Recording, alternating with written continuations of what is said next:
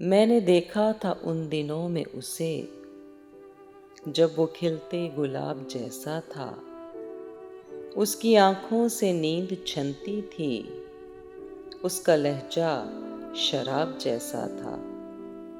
उसकी जुल्फों से भीगती थी घटा, उसका रुख माहताब जैसा था।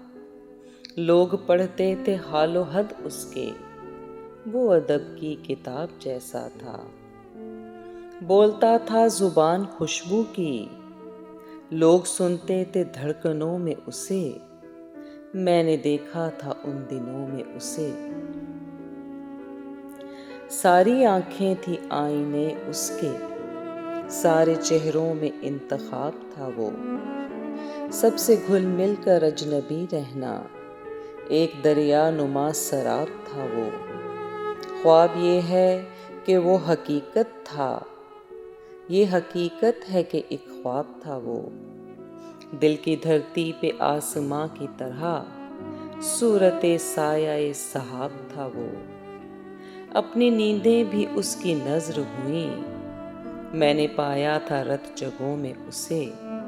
मैंने देखा था उन दिनों में उसे, जब वो हंस हंस के बात करता था, दिल के खैमे में रात करता था। रंग पढ़ते थे आंचलों में उसे, मैंने देखा था उन दिनों में उसे। ये मगर देर की कहानी है, ये मगर दूर का फसाना है।